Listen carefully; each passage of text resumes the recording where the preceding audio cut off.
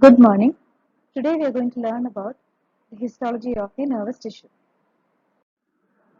So we have learned the four basic types of tissue. So we have learned about the epithelial tissue, then we have learned about the connective tissue, then the muscular tissue, and then the fourth type of tissue is the nervous tissue. So the four basic types of tissue are the epithelial tissue, the connective tissue, the muscular tissue, and the nervous tissue. So today we are going to learn about the nervous tissue. Here you can see the neurons. We can see the cell body with the nucleus and the prominent nucleolus, then the dendrites that is arising from the cell body and the axon. And we can see some blood vessels in the connective tissue between the neurons. So what are the two important properties of the nervous tissue which makes it different from the other tissues that we have studied? The two important properties are the excitability and the conductivity. So what is excitability? So the nerve cells or the neurons are capable of responding to changes in the external and the internal environment.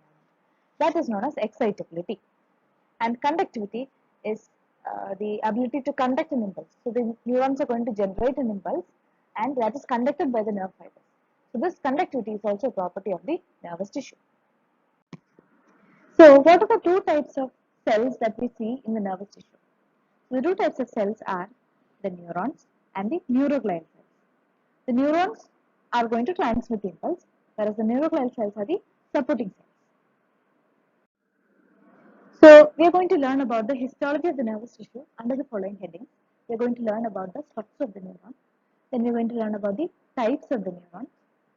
Then we will learn about the neuroglial cells, the two types of the nerve fibers. Then about the classification of the nervous tissue. Then we are going to learn how to draw the section of the peripheral nerve and the histological section of the optic nerve.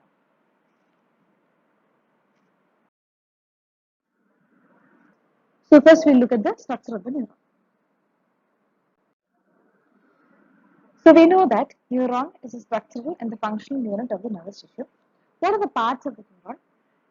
It consists of cell body and the cell processes arising from the cell body. So we have the dendrites that is arising and we have a single elongated axon from the cell body. Now we'll see each part in detail. So what is the other name for cell body? Cell body is also known as perikaryon or the soma. We can see a round centrally placed nucleus with the prominent nucleolus. And what are these clumps of structures, blue colored clumps of structures that are seen within the cell body? These structures are called the missile bodies. So what are these missile bodies? They are actually clumps of rough endoplasmic reticulum. Rough because there is ribosomes attached to the endoplasmic reticulum and these ribosomes help in the protein synthesis.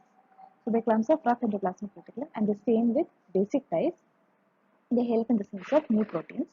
And you can see they are present in the cell body and they are also present in the dendrites, but they are absent in the axon. So these are the missile bodies. You can see in this diagram, this is the cell body. You can see the central placed nucleus and the prominent nucleolus. You can see the missile bodies that is present within the cell body. It is these are basophilic granules, and we can see the missile bodies are extending into the dendrites, but you can see it is absent in the axon. What about the other cell organelles? The other cell organelles that is present in a regular animal cell is also present in the neuron.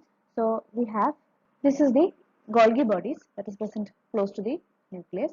Then what about these? These are the mitochondria. So there are numerous mitochondria. So mitochondria and lysosomes are also present throughout the cell body.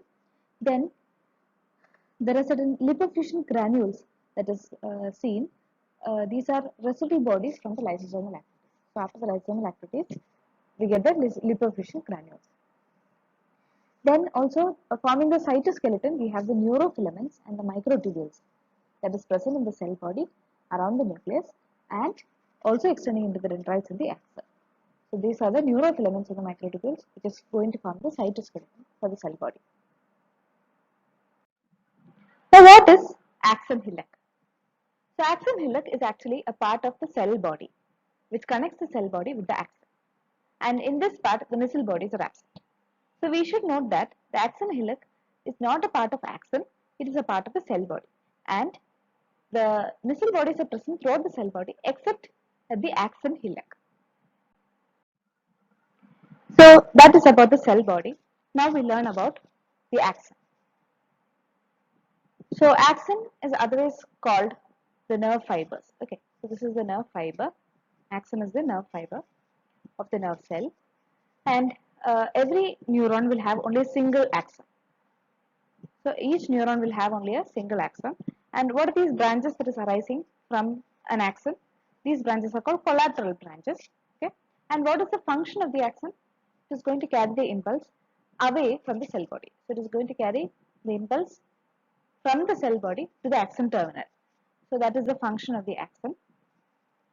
And what about this segment? This is the initial segment. It is actually a part of axon which connects the cell body with the part where the myelin sheath begins. So the part of axon between the axon hillock and the point where the myelin sheath begins, that is known as the initial segment.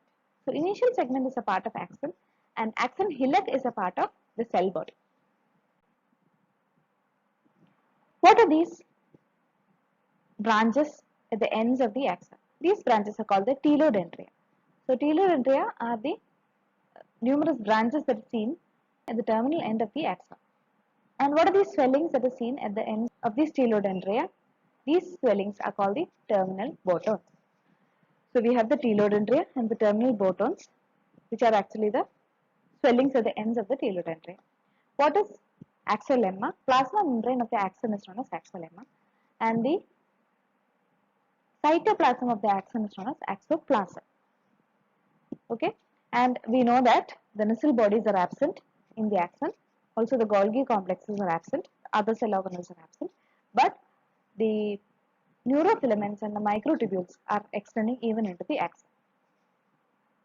What is axonal transport? So, certain substances are going to be transported along the axoplasm. So what are these substances that are transported? We have the newly synthesized proteins and the worn out cell organelles are going to be transported by the axoplasm. So this is known as axonal transport, and this transport is of two types. That can be an anterograde transport or it can be a retrograde transport. The transport is from the cell body to the axon terminal, that is known as anterograde transport, and if it is in the opposite direction from the axon terminal to the cell body, that is known as retrograde transport. So now coming to dendrites. The dendrites are cytoplasmic extensions from the cell body, and what is the function? They are going to carry the impulse from the neighboring neurons towards the cell body. So the impulse is carried towards the cell body by the dendrites from the sensory receptors or from the neighboring neurons through synapses. It is going to carry the impulse towards the cell body, and they are highly branched for an increased surface area. And also these dendrites, unlike the axons are myelinated, whereas the dendrites are unmyelinated. So at the ends there are numerous small protrusions which are called the dendritic spines. And we know that the nuclear bodies are going to extend into the dendrites. And whereas the other cell organelles and the Golgi complexes are absent in the cytoplasm of the dendrites.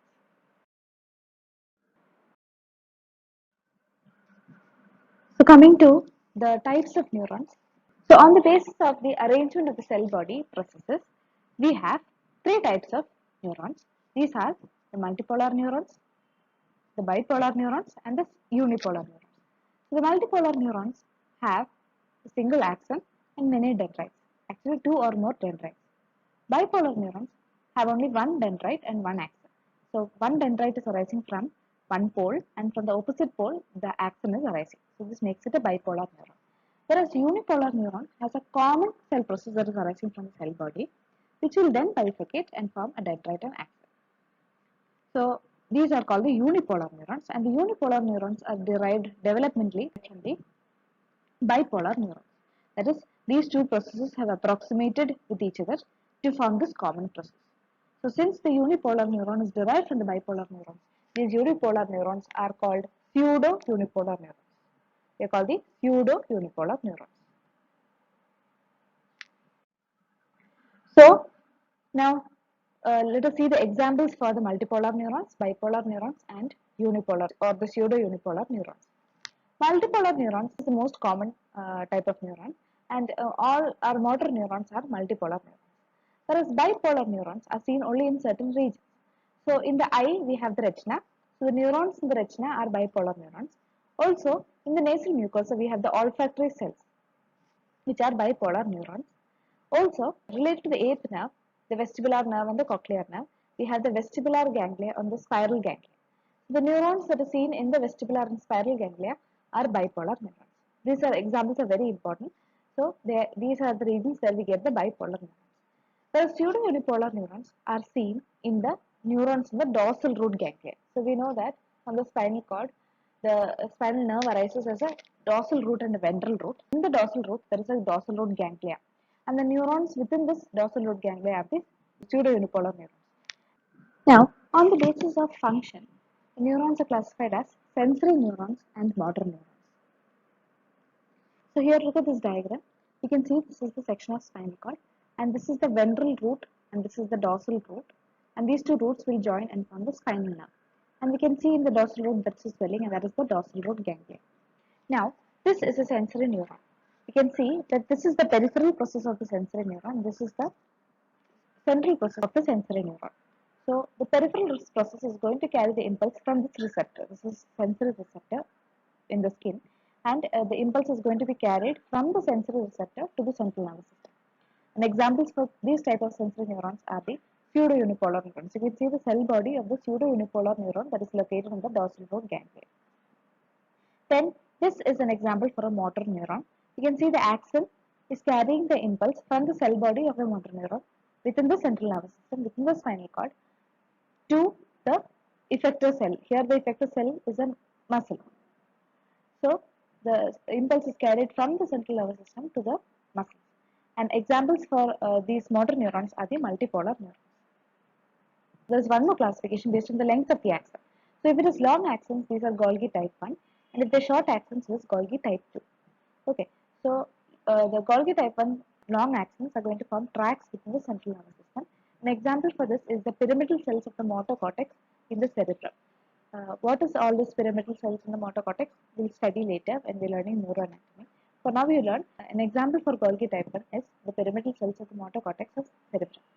And Golgi type 2 neurons have short axons. Examples for Golgi type 2 neurons are the interneurons, which are small neurons which connect to adjacent neurons. So they are called the interneurons.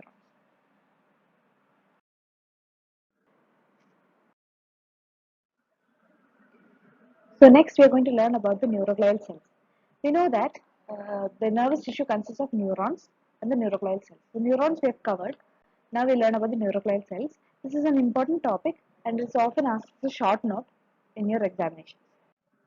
So these neuroglial cells are non-neural cells and they are basically supporting cells.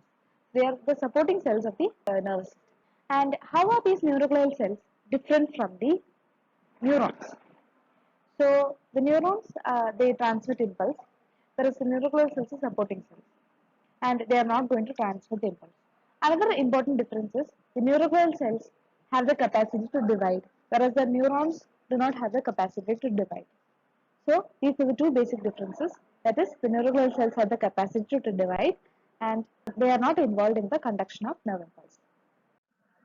Now we have to see the neuroglial cells in the peripheral nervous system as well as in the central nervous system. So in the peripheral nervous system, there are two types of neuroglial cells. These are the satellite cells or the capsular cells and the Schwann cells.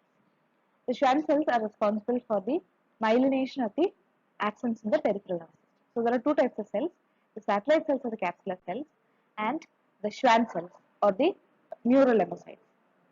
Now we have the neuroglial cells in the central nervous system.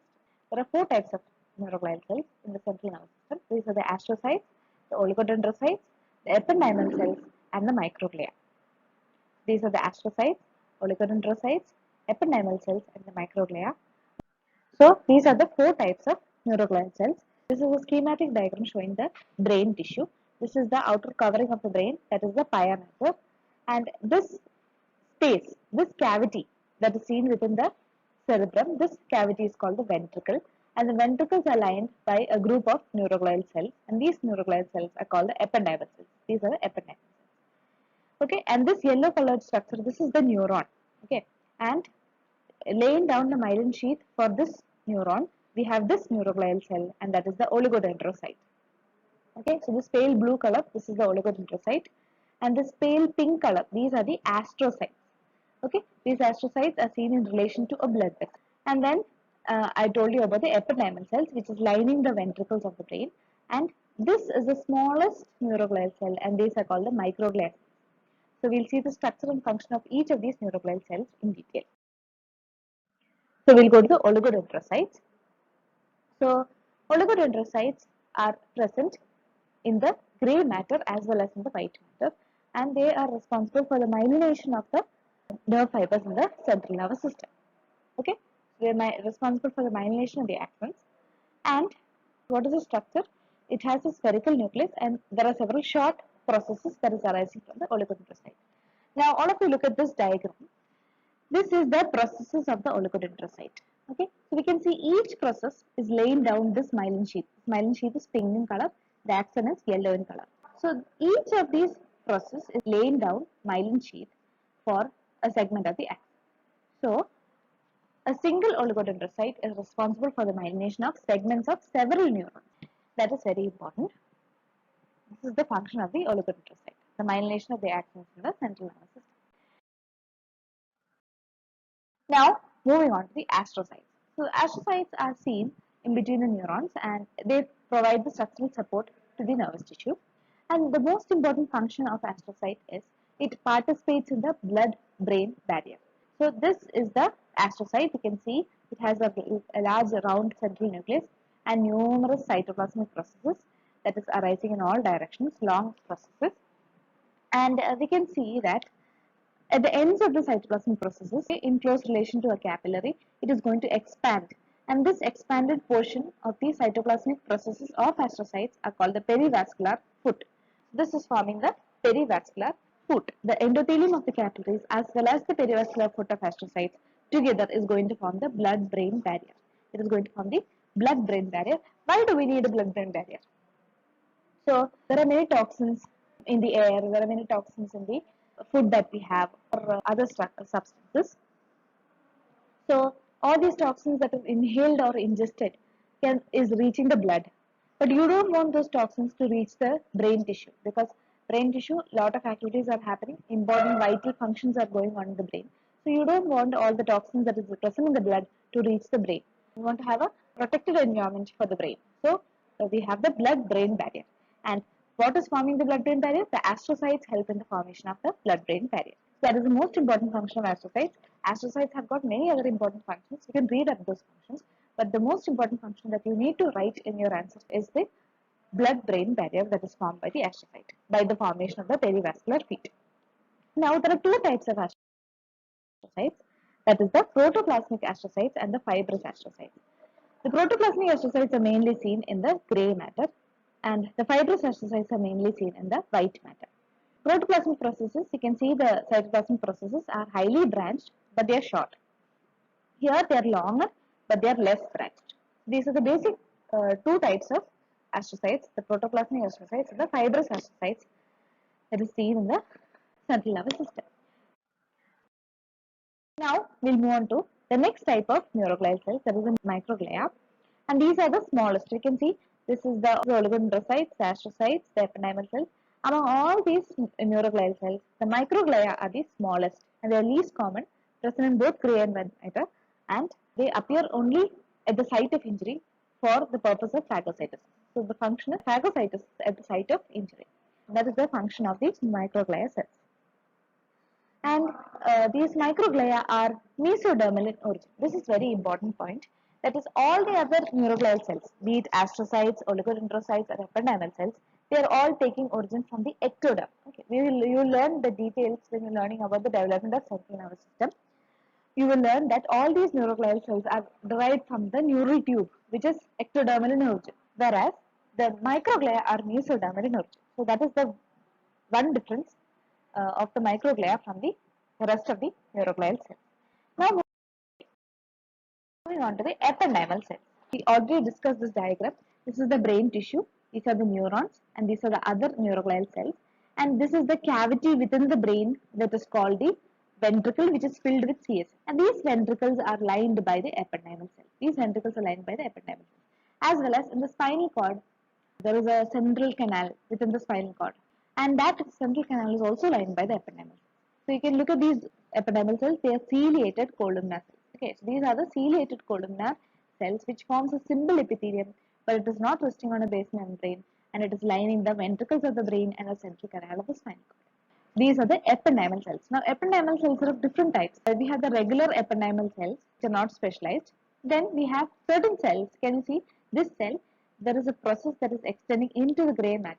Okay, from the basal part of the cell. And this type of cells, this type of ependymal cell is called tannocyte. Okay, so that is another variety of the ependymal cells. These cells have processes at the base which is extending into the gray matter. These cells are called the tannocytes. So what is the location of these tannocytes now? We'll learn later when we're learning the neuroanatomy. Now there is one more type of ependymal cells. For that, we'll look at this diagram. This is again the brain tissue. This yellow colored area is the brain tissue. You can see which is outer covering is the pia mater. And we can see this is the cavity within the brain tissue which is called the ventricle, and it is filled with CSF. You can see this are the regular ependymal cells which is lining the brain tissue, ciliated columnar epithelium forming a simple epithelium. Okay, that is the ependymal cell. Now, in certain regions where you have the choroid plexus, what is this choroid plexus? These plexus that is formed by these capillaries. How this choroid plexus is formed now we'll study later. Where we have these choroid plexus, the ependymal cells are specialized. So these you can see these are different from these. These are connected to each other by tight junctions. These specialized ependymal cells are connected to each other by tight junctions. These specialized ependymal cells which are lining the choroid plexus, these are called the choroid epithelial cells. What are they called? They are called the choroid epithelial cells. How are they different from the regular ependymal cells? They are having tight junctions between the adjacent cells. They have the choroid epithelial cells and they are lining the choroid plexus. So what is the function of choroid plexus? It is going to produce the CSF of the ventricle. How is it produced? That is, the blood within these capillaries are filtered through these choroid epithelial cells, okay, to form the CSF. And this tight junctions between these choroid epithelial cells, it is going to form a barrier. This barrier is seen between the blood and the CSF. So this barrier is called the blood CSF barrier. So these choroid epithelial cells, they are involved in the formation of CSF, and they are also involved in the formation of this barrier, that is the blood CSF barrier. So the blood-brain barrier is formed by the astrocytes, whereas the blood CSF barrier is formed by the ependymal cells, by the choroid epithelial cells, which line the choroid plexus. So that is forming the blood CSF barrier. So these are the four types of neuroglial cells. Let us revise. We have the oligodendrocytes, which is going to lay down the myelin sheath for the neurons in the central nervous system. So that is the function of oligodendrocytes. They are spherical nucleus with short processes, and each process is going to lay down myelin sheath for many segments of axons. Whereas these are the astrocytes. Look at this astrocyte. It has a large central nucleus with many long cytoplasmic processes, and the ends of these cytoplasmic processes are expanded to form the perivascular sheath, and that is closely approximated with the capillaries, and this is going to form the blood-brain barrier. Okay, you don't want the toxins in the blood to reach the brain. That is formed by the astrocytes because of the perivascular sheath. Then the microglia are mesodermal in origin, and they are the smallest among all the neuroglial cells, and they are seen at the site of injury for phagocytosis. And the ependymal cells are the simple ciliated columnar epithelium. These cilia are long and non-motile, and they resemble microvilli. These cilia help in the exchange of substances between the brain and the CSF. So the different types of ependymal cells are the regular ependymal cells. Then we have the tannocytes with these processes extending into the gray matter. And over the choroid plexus, we have the specialized ependymal cells which are called choroid epithelial cells. So these are the different types of ependymal cells.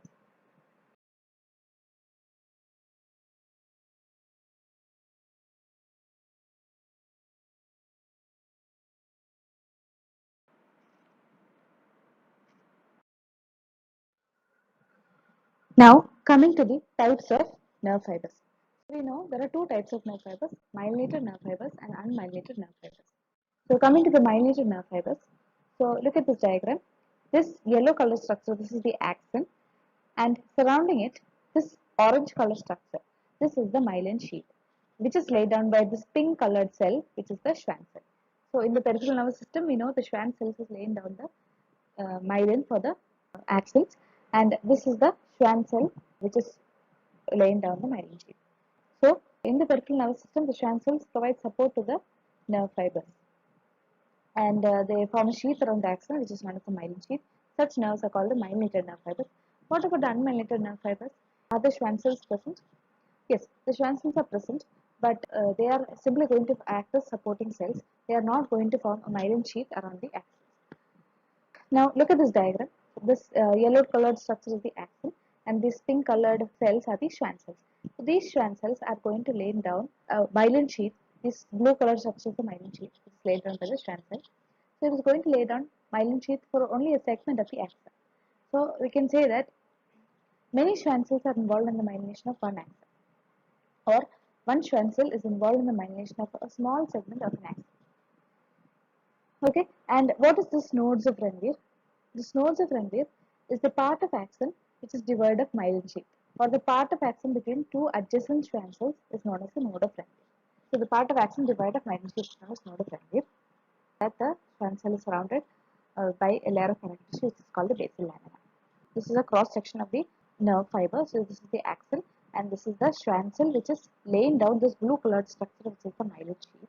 And on the outside there is a layer of Schwann cell cytoplasm with the Schwann cell nucleus. Exterior to the Schwann cell cytoplasm there is a layer of connective tissue, and this connective tissue is called the endoneurium. This is known as the endoneurium. So this is the longitudinal section of the nerve showing the same the axon with the myelin sheath and the endoneurium on the outside. So what is this function of the myelin sheath? Myelin is a mixture of lipoproteins, and it acts as an insulator. That is a plasma membrane of the axon. The axial lemma is not depolarized under the myelin sheath because it acts as an insulator. So how does the impulse travel along the axoplasm? It travels from one node of Ranvier to another node of Ranvier. These nodes of Ranvier have a large number of sodium gated channels. So these nodes of Ranvier are depolarized easily, and from one node the impulse will jump to the next node, and this type of conduction is known as saltatory conduction. So impulse is generated only at the nodes of Ranvier, and this type of conduction is known as saltatory conduction. So what do you think is faster? The impulse traveling through the exoplasm or the impulse jumping from one place to another? The impulse jumping is faster. So the saltatory conduction helps in the faster conduction of the impulse. So this is the advantage of myelinated nerve fibers.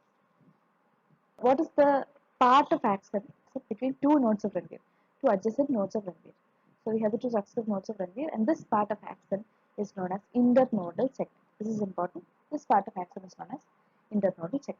The nodes of Ranvier are the part of axon which is devoid of myelin sheath, or the part between two adjacent Schwann cells is known as nodes of Ranvier. They have large number of sodium-gated channels, and the impulses are jumping from one node of Ranvier to another node of Ranvier. And the part of axon between two adjacent nodes of Ranvier is known as the internodal segment. So this is again the diagram. So we have the axon with the myelin sheath. This orange colored is the myelin sheath, and this is the Schwann cell which is laying down this myelin sheath. And on the outside of all this nerve fiber, we have the connective tissue which is called the endoneurium. This is called the endoneurium. Just like how we learned the endomysium for the muscular tissue, just like that we have the endoneurium for the nerve fibers. And this segment from one node of Ranvier to another node of Ranvier, this is known as the internodal segment. Now coming to the unmyelinated nerve fibers. In the peripheral nervous system, the Schwann cells are present. Axons are going to invaginate into the Schwann cell cytoplasm, but there is no myelin sheath that is formed. So the Schwann cells are only acting as supporting structure. The Schwann cells are only going to provide structural support. What about the central nervous system? Here, the nerve fibers are not having a myelin sheath around them, and the unmyelinated nerve fibers run freely among the other neural and the glial cells. So that is about the unmyelinated nerve fibers. So the first diagram in our histology practicals that we have to draw is the schematic diagram of a neuron. So we have learned the parts of the neuron, the cell body with the central nucleus, the centrally placed nucleus with a prominent nucleolus, and the cell process arising from the cell body of the dendrites. You can show the highly branching dendrites. Then this axon hillock we have to mention, that is part of cell body which is devoid of Nisl granules. So you'll draw the Nisl granules throughout the cell body and the dendrites, but it's not extending into the axon hillock or the axon. Then the initial segment of the axon is the portion of axon which is devoid of myelin sheath. The initial portion of axon which is devoid of myelin sheath. So this, then we can draw the myelin sheath with the nucleus. This nucleus, flattened nucleus, is the Schwann cell nucleus. Okay, and we can show the branchings, the terminal branchings of the axon, which is known as stereodendria, which is ending in a swelling, which is known as terminal botox.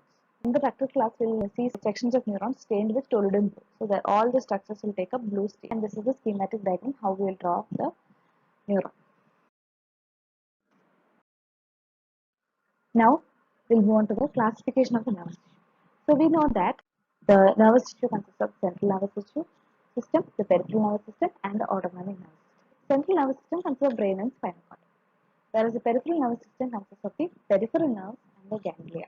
Arising from the brain, we have the cranial nerves. We have 12 pairs of cranial nerves, and also we have 31 pairs of spinal nerves. Okay. So we have the cranial nerves and the spinal nerves, and we have the ganglia. So what is ganglia, we'll see in the next video. So peripheral nerve includes the 12 pairs of cranial nerves and the 31 pairs of spinal nerves. And we have the autonomic nervous system, which is concerned with the functions of the viscera. Now we have to learn the histological structure of the peripheral nerve. What is this peripheral nerve? They are bundles of axons within the peripheral nervous system or outside the central nervous system. Bundles of axons outside the central nervous system is the peripheral nerve. So the cell bodies are not present in a section of the peripheral nerve. The cell bodies are present elsewhere. In case of motor neuron, cell bodies are present in the ventral horn of the spinal cord. Whereas in sensory neurons, the cell bodies are present in the dorsal root ganglia. Okay, so it is only the axon that is merging out, and it is going to form the bundles of axons. Okay, it is going to form this bundle, and this bundle is known as the peripheral nerve. A peripheral nerve can be neurons which are either somatic neurons or the autonomic neurons, or they can be either myelinated or they can be unmyelinated. And based on function, they can either be sensory, motor, or mixed. So now we have to learn how to draw this diagram. So we have already seen the cell bodies of motor neurons. Here you can see it is located in the spinal cord. So it is located in the central nervous system or in the autonomic ganglia, in the sympathetic or parasympathetic ganglia. And the cell body of the sensory neurons, cell body sensory neurons seen in the dorsal root ganglia in case of the spinal nerve, or the trigeminal ganglia in case of the fifth cranial nerve. So here we get the cell body. So it's only the nerve fibers or the axons which is going to form the peripheral nerve. So when you take a section of the peripheral nerve, we'll see only the nerve fibers. Okay, so we have already seen this orange colored structure is the axon. So around the axon we have the myelin sheath, okay, which is laid down by the Schwann cells. And around the myelin sheath we have the thin layer of connective tissue, and this connective tissue is known as the endoneurium. Okay, this pink dots that we see, this is the axon, and around it we have the myelin sheath, and the connective tissue that is seen between the adjacent nerve fibers, this thin connective tissue is the endoneurium. So this yellow colored structure, this is the endoneurium, and many of these nerve fibers are arranged together in bundles. Okay, so this is one bundle of nerve fibers. This bundle is known as fasciculus, and around each bundle, the connective tissue is known as perineurium. Just like how we saw in the muscular tissue, we have endomysium, perimysium, and epimysium. Just like that, we have the endoneurium, perineurium, and epineurium. So this is connective tissue around each fasciculus is the perineurium, and many such fasciculi are arranged together to form the nerve trunk, the main nerve trunk. Okay, and this nerve trunk entirely is surrounded by a thick layer of connective tissue, and this connective tissue is known as the epineurium. So this is one fasciculus, this is another fasciculus. So this fasciculus is surrounded by connective tissue, and this connective tissue is known as the perineurium. And many such fasciculus together is going to form this big nerve trunk, and the nerve trunk is surrounded by a thick connective tissue, and that is known as the epineurium. We have each nerve fiber, Schwann cell, which is surrounded by the basal lamina. These together are surrounded by a thin layer of connective tissue, and that is known as the endoneurium. And many such nerve fibers are arranged together to form fasciculus or bundles. And this fasciculus is surrounded by connective tissue, which is known as perineurium. And many such fasciculi are together surrounded by connective tissue, which is known as epineurium, to form the nerve trunk. This concept should be very clear. And this epineurium, perineurium, and endoneurium, all of these connective tissue contain blood vessels which provide nutrition to the nerve fibers. Now, this is a section stained with osmium. Here, only the myelin sheath is stained. It's taking up black stain. Okay, the axon and surrounding connective tissue is not taking stain. Only the myelin sheath is taking up the black stain. So it's a special stain, osmium stain sections to demonstrate the myelin sheath. Okay, so this is how we will draw the section of peripheral nerve. When you draw in your histology record, we have the myelinated axons, which is surrounded by the myelin sheath, and we have the connective tissue around it, the endoneurium. Okay, and many such nerve fibers are arranged as fasciculae. So this is one fasciculus, this is another fasciculus, this is another fasciculus. So all these fasciculae are surrounded by connective tissue. This connective tissue is known as the perineurium. And many such fasciculae are together forming the nerve trunk, and that is entirely surrounded by a thick connective tissue, which is the epineurium. And you can show blood vessels within the perineurium, epineurium. Okay, so that is the how you draw the peripheral nerve. So this is how it looks under the microscope. You can see the endoneurium is around these nerve fibers. The perineurium is around each fascicule, and this thick connective tissue is the epineurium. And these are the blood vessels. You can see the blood vessels in the perineurium, which is giving nutrition to the nerve fibers. Now, optic nerve is developmentally an outgrowth from the brain. So we know optic nerve is a second cranial nerve. So it is also a peripheral nerve. But the structure of optic nerve we can see in this diagram, it is different from that of peripheral nerve.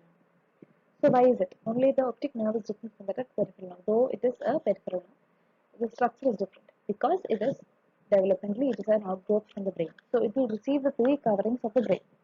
Okay. So these are three coverings of the brain. So the optic nerve will also receive the three coverings of the brain. And the optic nerve consists of fibers which originate from the ganglionic cell layer of retina. So what is this ganglionic cell layer of retina? We'll see later. So it is consists of fibers which is originating from the ganglionic cell layer of retina. This optic nerve is covered by three sheaths. Okay, that is the dura mater. The outermost thickest layer is the dura mater, and inner to it there is a thin layer that is known as arachnoid mater, and the innermost layer is the pia mater. Okay, so these three coverings are seen for the brain. So since it is an outgrowth from the brain, the optic nerve is also receiving the coverings of these three sheaths. And then from the pia mater, this pia mater is closely investing the optic nerve, and from the pia mater we have many pile septa that is arising, and these pile septa is going to divide the nerve fibers into numerous fasciculi. Okay, so that is the pile septa which is going to divide the nerve fibers into numerous bundles or fasciculi. Okay, and in the center, this is very important. In the center, there is one artery and there is a vein. Okay, so this is the central retinal artery and there is a central retinal vein. That is in the center of the optic nerve. So this is how it looks under the microscope. You can see the thick layer. This thick layer is the dura mater. This thin layer is the arachnoid mater. And closely investing the optic nerve, we have the pia mater. From the pia mater, we get many septa, pile septa, dividing it into numerous fasciculi, the nerve fibers, and we have the central little artery and the vein. This is how we'll draw it in our histology record. You can see the dura mater, the arachnoid mater. You can see the pia mater with the pile septa arising, dividing it into numerous fasciculi. And in the center of the substance of the optic nerve, you will see the central retinal artery and the central retinal vein. So that is about the optic nerve. This is how we'll draw the optic nerve. So in the first histology practical class, we will draw three diagrams. One is the schematic diagram of neuron stained with golden blue. Then we will draw the section of peripheral nerve and we will draw the section of optic nerve. Thank you.